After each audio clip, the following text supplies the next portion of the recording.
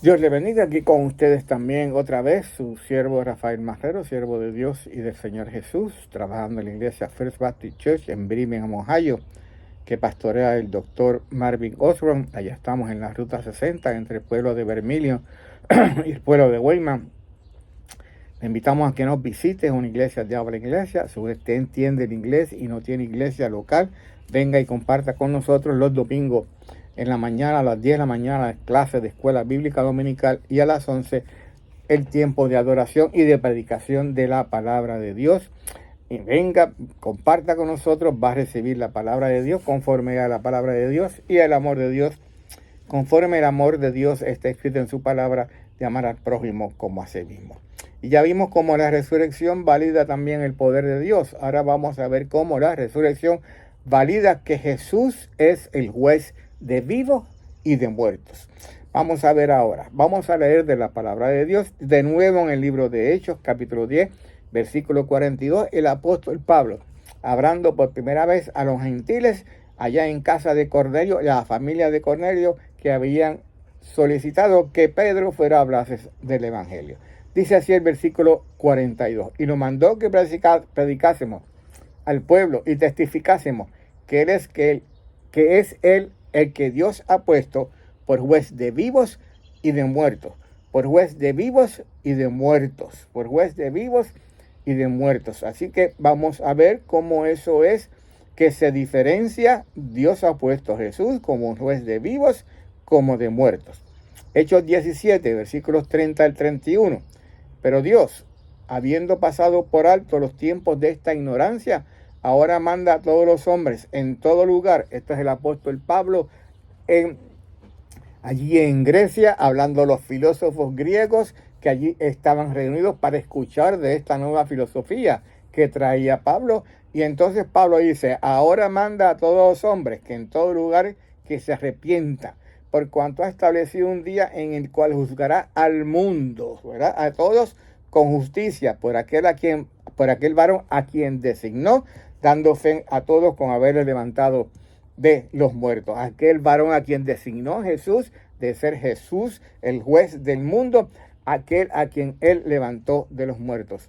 Segunda de Timoteo, capítulo 4, versículos 1 y 2. Te encarezco delante de Dios y del Señor Jesucristo, que juzgará a los vivos y a los muertos en su manifestación y en su reino. Vemos de nuevo, a los vivos y a los muertos en su manifestación y en su reino. Y vamos ahorita a ver la diferencia del juicio sobre los vivos, del juicio sobre los muertos. Que prediques la palabra e instes a tiempo y fuera de tiempo, redargude, reprende, exhorta con toda paciencia y doctrina. Hebreos capítulo 9, versículos 27 al 28, versículos muy importantes. Dice la palabra de Dios, el autor de Hebreos, y de la manera que está establecido para los hombres que mueran, oigan, una sola vez, y después de esto, el juicio. Hay una muerte física, la primera muerte. Después vamos a ver la muerte segunda, que es una muerte espiritual. Así también Cristo fue ofrecido una sola vez para llevar los pecados de muchos y aparecerá por segunda vez en relación con el pecado para salvar a los que esperan. Así como Jesucristo fue crucificado una sola vez, resucitado entonces al tercer día, así el hombre muere una sola vez físicamente. No hay lo que se llama eso de volver a nacer y volver otra vida, ¿verdad? Esa creencia, esa filosofía que se enseña, tenemos muchas oportunidades, después de morir vamos a volver en otro cuerpo y vamos a tratar de vivir mejor para mejorar lo que antes fuimos. Si eso fuese así, este mundo estaría viviendo un mundo mucho mejor, pero vemos que es todo lo contrario, vamos cuesta abajo, vamos de mal a peor. Pero la Biblia es clara que dice que los hombres mueran una sola vez y después de esto el juicio. Dos juicios vamos a ver.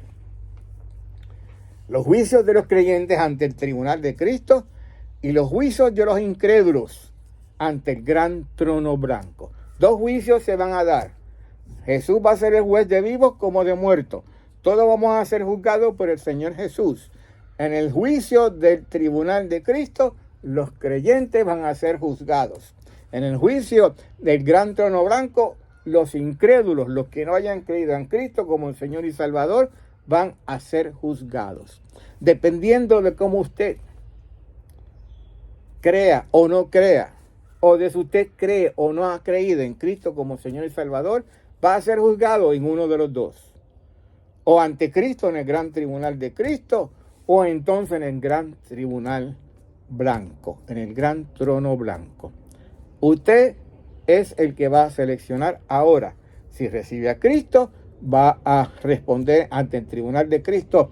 Si niega a Cristo, va a responder ante el gran trono blanco. Padre, gracias, bendice tu palabra, multiplícala, Señor, y ayuda, Señor, que todos aquellos que en esta mañana o en este día no hayan todavía creído en Cristo, que, Señor, tomen ese paso de fe, crean en Jesús como Señor y Salvador, para que entonces puedan pasar y presentarse ante Cristo en ese juicio ante el tribunal de Cristo y no vayan a sufrir ante el gran trono blanco la muerte eterna que les espera. Padre, bendice tu palabra, porque en el nombre del Señor Jesús queramos. Amén.